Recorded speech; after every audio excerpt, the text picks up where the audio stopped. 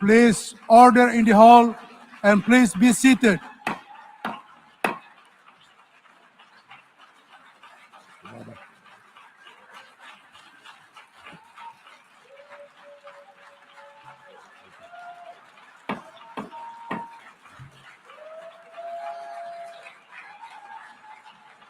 Please order in the hall.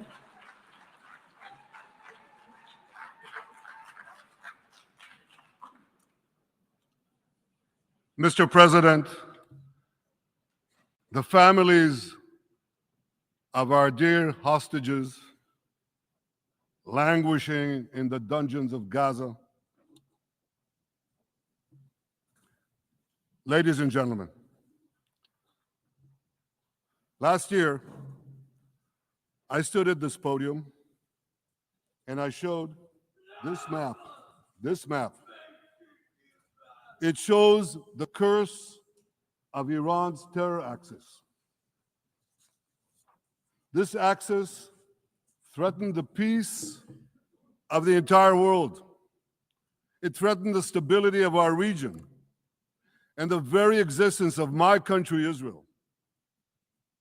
Iran was rapidly developing a massive nuclear weapons program and a massive ballistic missile program.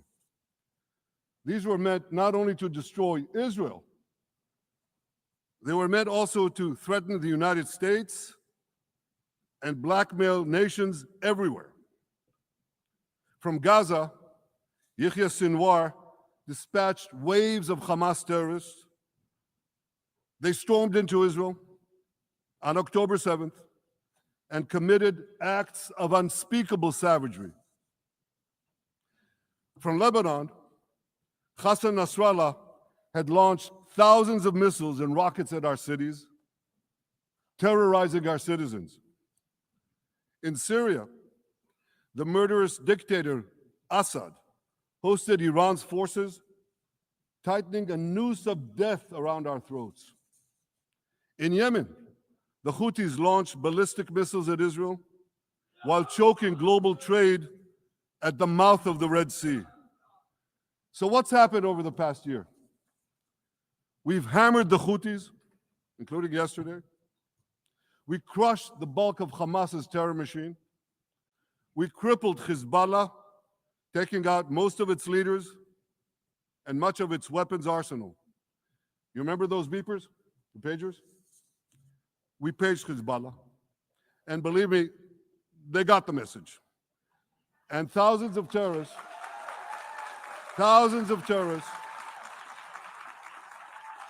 dropped to the ground. We destroyed Assad's armaments in Syria. We deterred Iran's Shiite militias in Iraq. And most importantly, and above anything else that I could say to you or that we did in this past year, in this past decade, we devastated Iran's atomic weapons and ballistic missiles programs.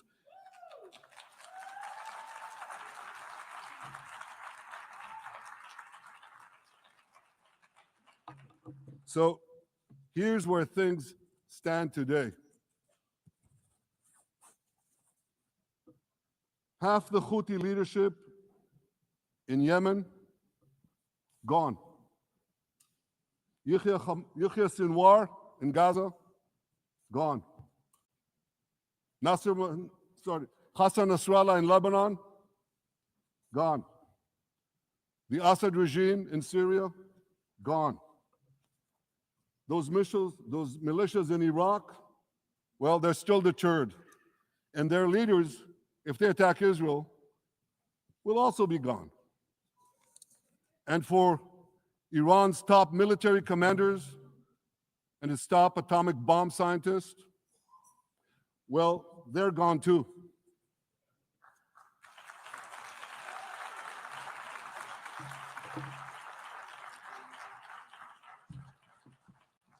Israel's 12-day war with Iran, which I renamed Operation Rising Lion, that's from the Bible.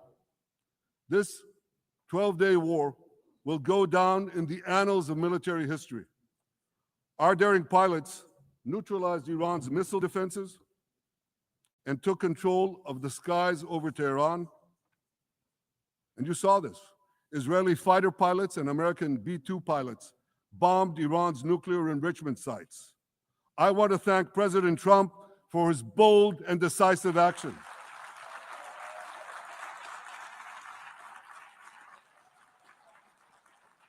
President Trump and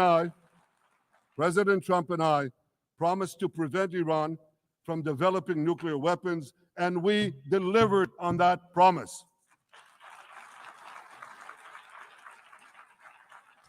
We removed an existential threat to Israel, and a mortal threat to the civilized world. We lifted a dark cloud that could have claimed millions and millions of lives. But, ladies and gentlemen, we must remain vigilant. We must remain absolutely clear-minded and vigilant. We must not allow Iran to rebuild its military nuclear capacities.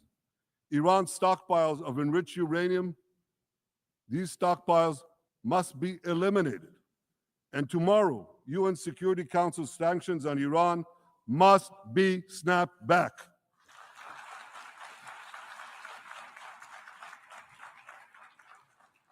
Thanks to the resolve of our people, the courage of our soldiers, and the bold decisions we took, Israel rebounded from its darkest day to deliver one of the most stunning military comebacks in history.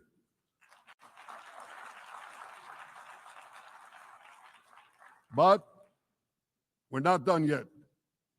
The final remnants of Hamas are holed up in Gaza City. They vow to repeat the atrocities of October 7th again and again and again, no matter how diminished their forces. That is why Israel must finish the job. That is why we want to do so as fast as possible.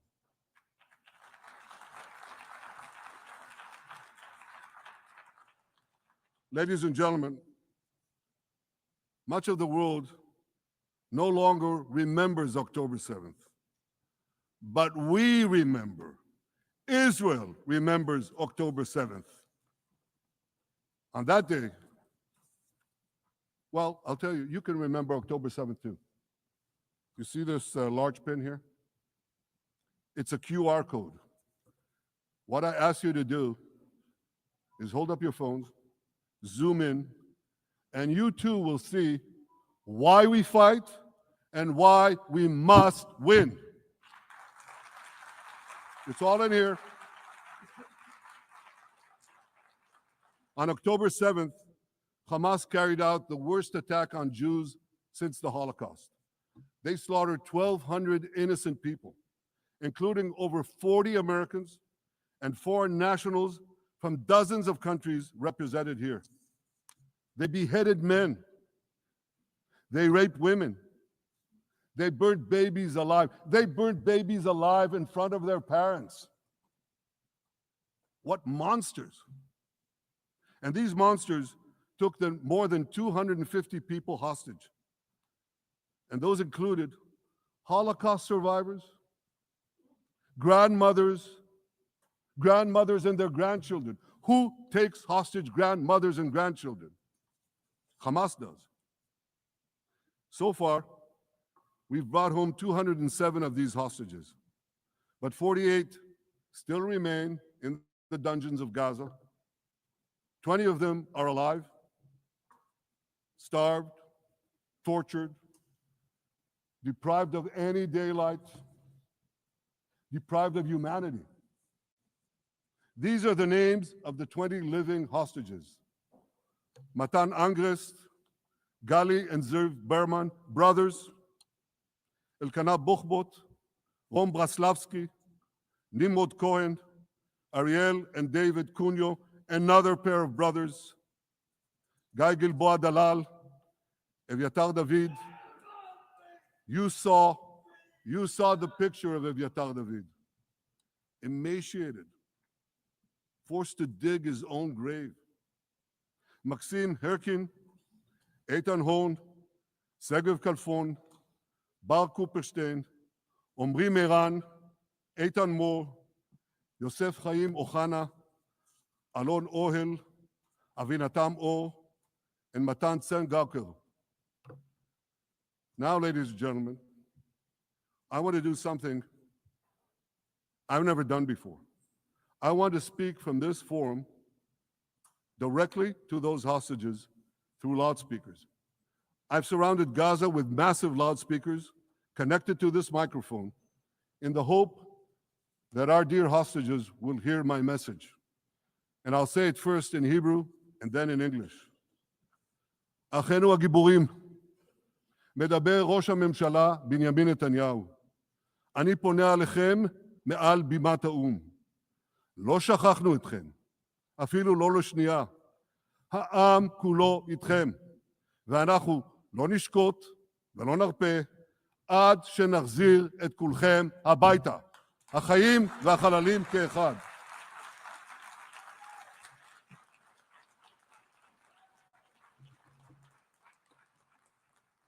Our brave heroes. This is Prime Minister Netanyahu speaking to you live from the United Nations. We have not forgotten you, not even for a second. The people of Israel are with you. We will not falter and we will not rest until we bring all of you home.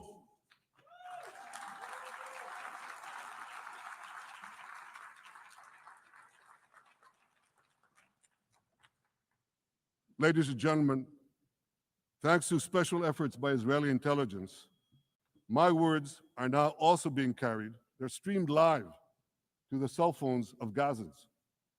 So to the remaining Hamas leaders and to the jailers of our hostages, I now say, lay down your arms.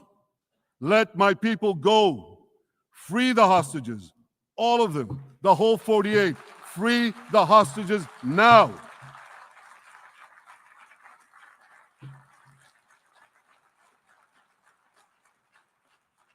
If you do, you will live.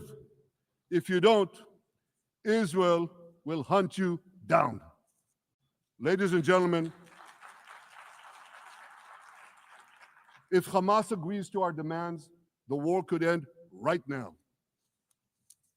Gaza would be demilitarized, Israel would retain overriding security control, and a peaceful civilian authority would be established by Gazans and others committed to peace with Israel. And of course, you understand that the war in Gaza has affected every Israeli. But I'm sure there are people in New York or in London or in Melbourne and elsewhere who are probably thinking, what does all of this have to do with me?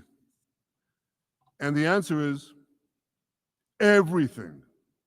Because our enemies are your enemies. So let's do something else. So first at the UN, let's do a pop quiz. And raise your hand if you know the answer. Here's the first question. Who shouts death to America? Is it A, Iran, B, Hamas, C, Hezbollah, D, the Houthis, or E, all of the above? All of the above. Correct, all of the above. Second question.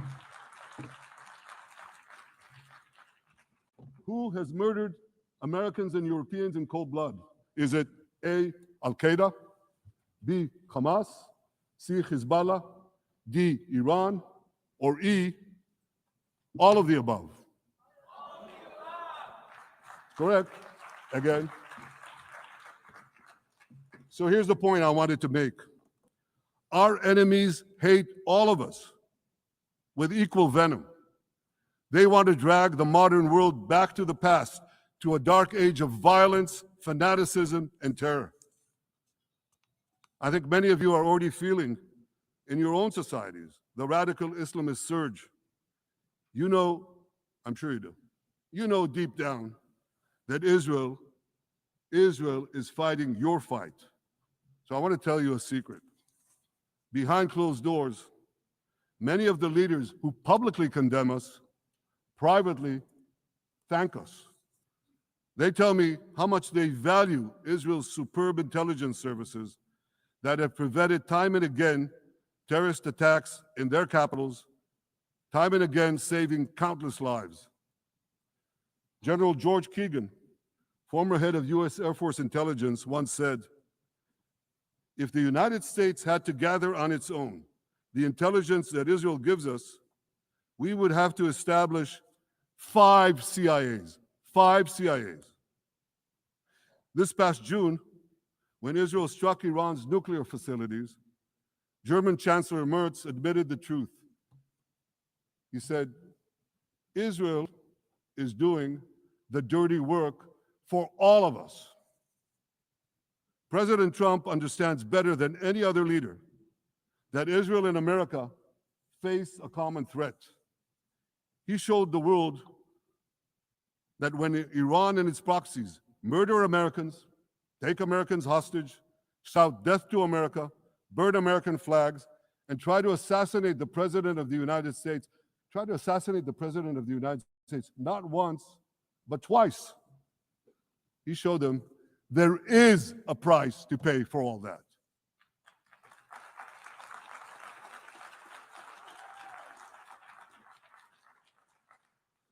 But regrettably, many leaders who are represented in this hall, they send a very different message. Sure, in the days immediately following October 7th, many of them supported Israel. But that support quickly evaporated when Israel did what any self-respecting nation would do in the wake of such a savage attack. We fought back. Now just imagine, just sit back for a second and imagine an attack against America proportioned to the attack against Israel on October 7th. Imagine a regime, a terror regime, dispatching thousands of terrorists to invade the United States. They massacre 40,000 Americans. They take 10,000 Americans hostage. What do you think America would do? You think America would leave that regime standing? You don't think that. No way, not a chance. The United States would wipe out that terror regime and ensure that such savagery would never threaten America again. This is precisely what Israel is doing in Gaza. We're wiping out the terror regime of Hamas and ensuring that this savagery will never threaten Israel again. That's what we are doing. That's what any self-respecting government would do.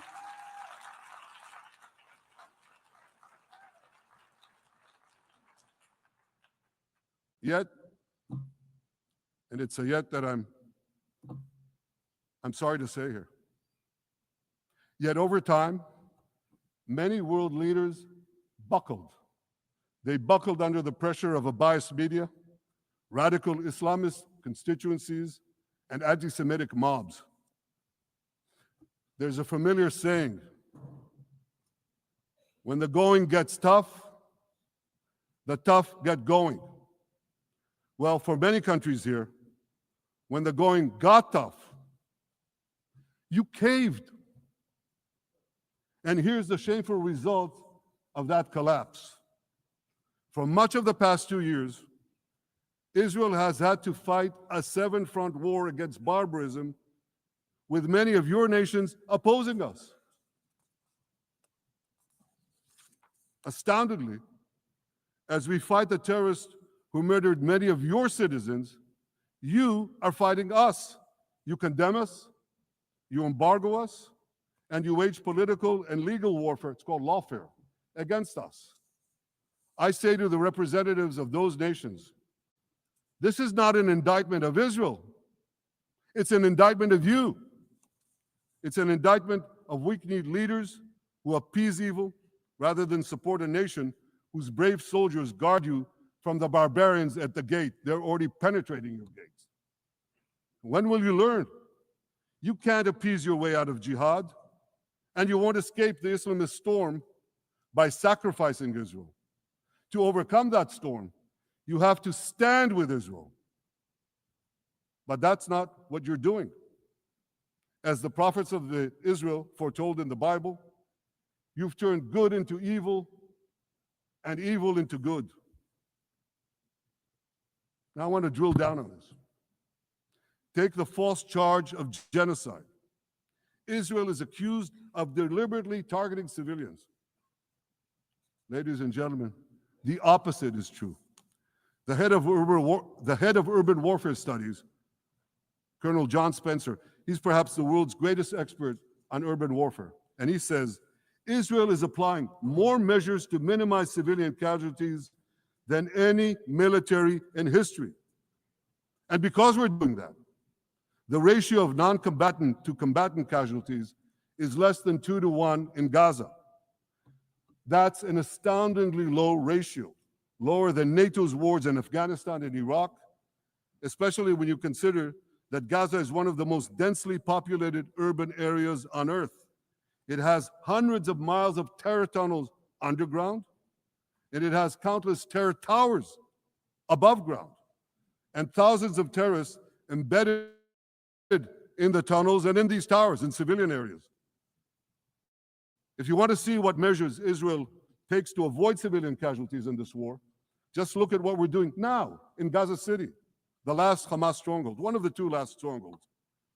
For 3 weeks, Israel dropped millions of leaflets, sent millions of text messages, and made countless phone calls urging civilians to leave Gaza City before our military moves in. At the same time, Hamas implants itself in mosques, schools, hospitals, apartment buildings, and tries to force those civilians not to leave, to stay in harm's way. And it often threatens them at gunpoint if they try to do so. For Israel, every civilian casualty is a tragedy. For Hamas, it's a strategy. Hamas uses civilians as human shields and as props in its sick propaganda war in Israel, against Israel, a propaganda war that the Western media buys hook, line, and sinker. Now, despite Hamas's threats, close to 700,000 Gazans, almost 750,000, have already heeded our calls and moved to safe zones. Now, I want to ask you a simple question, a simple, logical question. Would a country committing genocide plead with the civilian population it is supposedly targeting to get out of harm's way? Would we tell them, get out, if we want to commit genocide? We're trying to get them out. And Hamas is trying to keep them in. And this charge is so baseless. The comparison to genocide, wholesale slaughter of populations.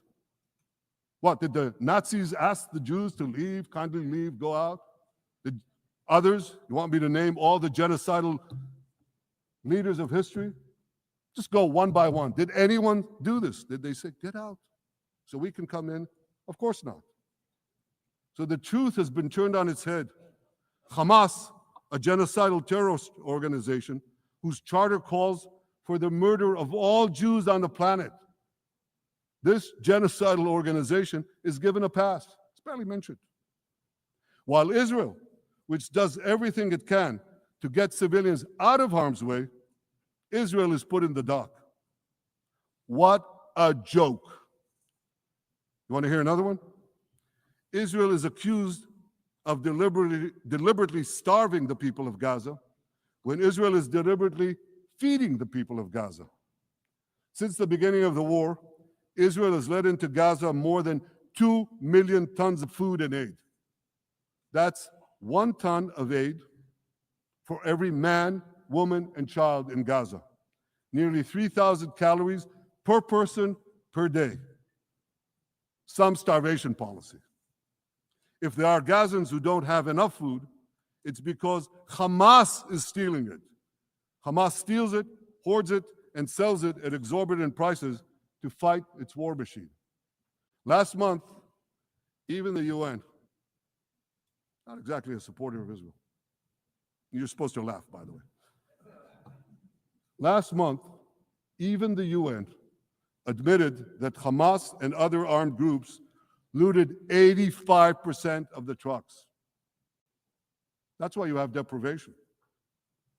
Those who peddled the blood libels of genocide and starvation against Israel are no better than those who peddled blood libels against the Jews in the Middle Ages when they falsely accused us of poisoning wells, spreading plague, and using the blood of children to bake Passover matzahs. Anti-Semitism dies hard. In fact, it doesn't die at all. It just keeps coming back with its libelous lies, refurbished, regurgitated over and over again. And I want to tell you something else. These anti-Semitic lies, they have consequences. In recent months, Jews have been assaulted in Canada, Australia, Britain, France, the Netherlands, and elsewhere. Here in America, an elderly Holocaust survivor was burned to death in Colorado. And a beautiful young couple from the Israeli embassy in Washington was brutally gunned down right in front of the Holocaust Museum there. Thankfully, President Trump's administration is forcefully fighting the scourge of anti-Semitism, and every government here should follow its lead. But instead, many do the opposite. They actually reward the worst anti-Semites on earth.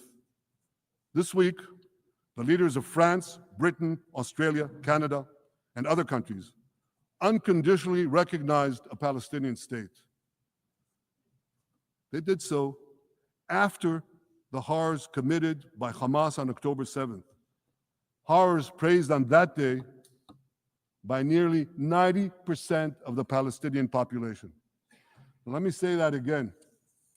Nearly 90% of Palestinians supported the attack on October 7th.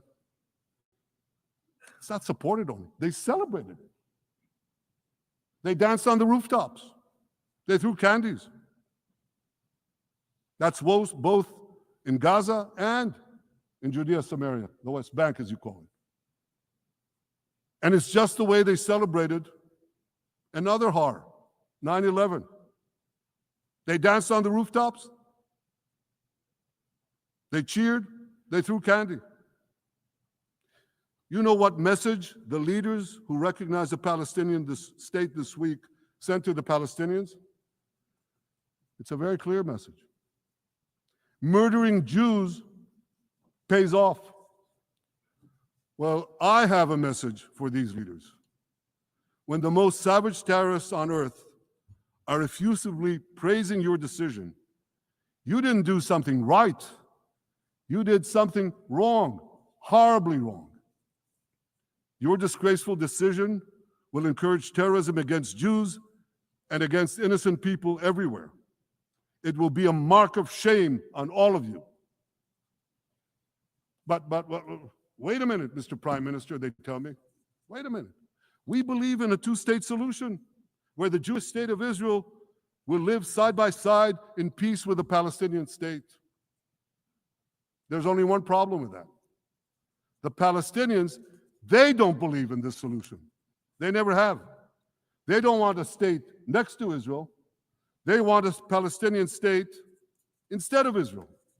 And that's why every time they were offered a Palestinian state, but were required to end the conflict with Israel and recognize the Jewish state, every time, over the decades, they turned it down. And that is why every time they were given territory, they used it to attack us. In fact, they effectively had a Palestinian state in Gaza. So what did they do with that state? Peace? Coexistence? No. They attacked us time and time again. Totally unprovoked. They fired rockets into our cities. They murdered our children. They turned Gaza into a terror base from which they committed the October 7th massacre. So here's the uncomfortable truth.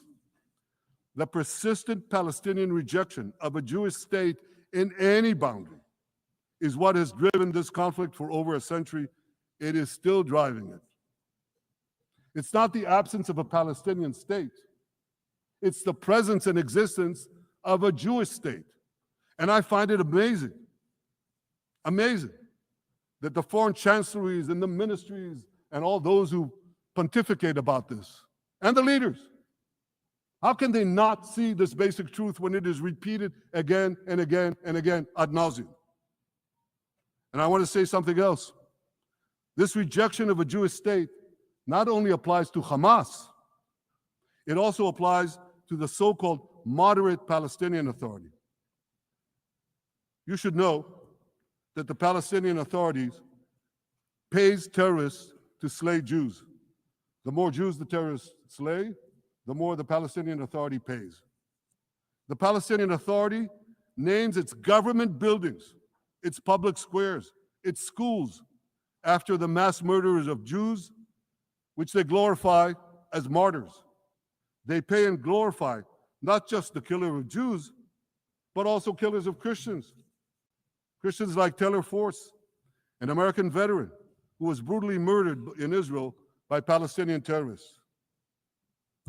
But, that I hear from the Western leaders. They tell me, the PA promised us it will reform. And I know this time, Prime Minister, it will be different. Yeah, right. We've heard these promises for decades. They always promise. They never deliver. Because you see, the Palestinian Authority is corrupt to the core. They haven't held elections in 20 years. They use the same textbooks as Hamas, exactly the same textbooks. They teach their children to hate Jews and destroy the Jewish state. And Christians don't fare much better. When Bethlehem, the birthplace of Jesus, was under Israeli control, 80% of its residents were Christians. But since the PA took control, that number has dwindled to under 20%. These are the people you want to give a state to? What you're doing is giving the ultimate reward to intolerant fanatics who perpetrated and supported the October 7th massacre. Giving the Palestinians a state 1 mile from Jerusalem after October 7th is like giving Al-Qaeda a state 1 mile from New York City after September 11th. This is sheer madness. It's insane, and we won't do it.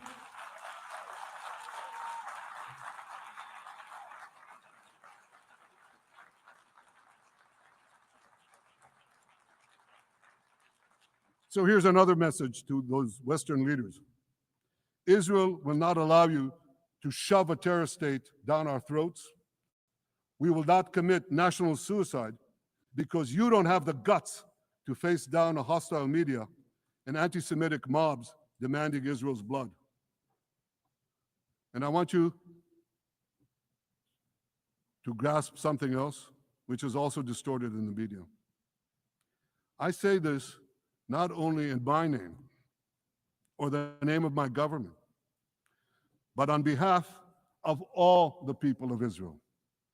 Last year, there was a vote in the Knesset, our parliament, whether or not to oppose the imposition of a Palestinian state. You want to guess what the results were? Out of 120 members of our parliament, 99 voted against and only 9 supported. That's over 90%. It's not a fringe group. It's not the Prime Minister who himself is extreme or he's held hostage by extreme parties to his right. It's over 90% of Israelis. My opposition to a Palestinian state is not simply my policies or my government's policy. It's the policy of the state and people of the state of Israel.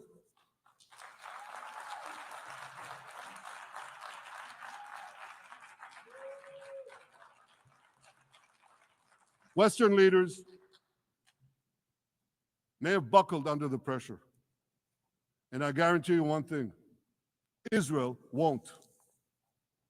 Israel's victories over the Iranian, thank you, I know you won't too, that's good.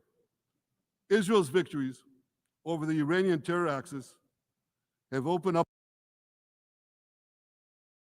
possibilities for peace that were unthinkable 2 years ago. Take Syria. For decades, the very idea of peace between Israel and Syria seemed unimaginable. Well, no more.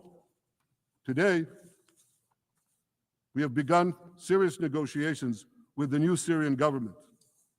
I believe an agreement can be reached that respects Syria's sovereignty and protects both Israeli security and the security of the minorities in the region, including the Druze minority. From the founding of Israel, Jews and Druze have been brothers in arms. We have fought together, we've bled together, we built our lives together.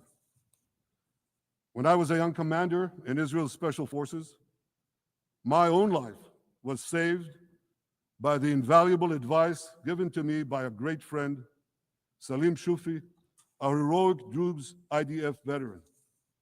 And that's why I couldn't sit idly by, nor could Israel sit idly by, while the Druze were being slaughtered by jihadists. And I instructed our forces to stop the massacre, which they promptly did. Peace between Israel and Lebanon is possible as well. I call on the Lebanese government to also begin direct negotiations with Israel. I commend it for its declared aim to disarm Hezbollah, but we need more than words. If Lebanon takes genuine and sustained action to disarm Hezbollah, I'm sure we can achieve a sustainable peace. Of course, until that happens, we will take whatever action we need to defend ourselves and to maintain the conditions of the ceasefire which was established in Lebanon. Our goal is not merely to monitor Hezbollah's actions, but to prevent them from violating the ceasefire and attacking us at any time. But I'm sure that if the Lebanese government persists in its goal of disarming Hezbollah, peace will come very speedily and very readily. Victory over Hezbollah has made peace possible with our two Arab neighbors in the north. Victory over Hamas will make peace possible with nations throughout the Arab and Muslim world. Our victory would lead to a dramatic extension and expansion of the historic Abraham Accords, which President Trump brokered between Arab leaders and myself 5 years ago. And I took note, as I'm sure you did too, of the encouraging words spoken here by the President of Indonesia. This is the country with the largest Muslim population of all nations. And it's also a sign of what could come. Forward-looking Arabs and Muslim leaders know that cooperating with Israel will provide them with groundbreaking Israeli technologies, including in medicine and science, in agriculture and water, in defense and AI, and so many other fields. I believe that in the coming years, the Middle East will look dramatically different. Many of those who wage war on Israel today will be gone tomorrow. Brave peacemakers will take their place. And nowhere will this be more true than in Iran. The long-suffering Iranian people will regain their freedom. They will make Iran great again. And our two ancient peoples,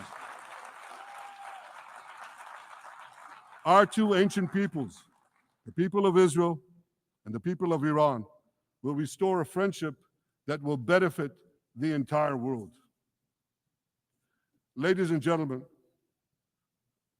the horrors that happened on one dark day, October 7th, those horrors happened countless times during the centuries of my people's exiles among the nations.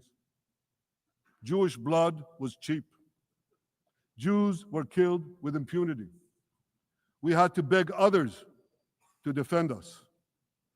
The rise of Israel did not mean that the attempts to destroy us would end. It meant that we could fight back against those attempts. And that is exactly what Israel has done since October 7th. Our sons and daughters fought like lions. Our brave soldiers donned their uniforms and rushed into battle. They were armed with the dreams of the 100 generations of Jews who came before them. The dream of living as a free people in the land of Israel, our beloved homeland for more than 3,000 years, the dreams of living in our own independent state, the dream of having an army to defend ourselves, and the dream of being a light unto the nations, a beacon of progress, ingenuity, innovation, for the benefit of all humanity. On October 7th, the enemies of Israel tried to extinguish that light. 2 years later, the resolve of Israel and the strength of Israel burned brighter than ever. With God's help, that strength and that resolve would lead us to a speedy victory and to a brilliant future of prosperity and peace. Thank you very much.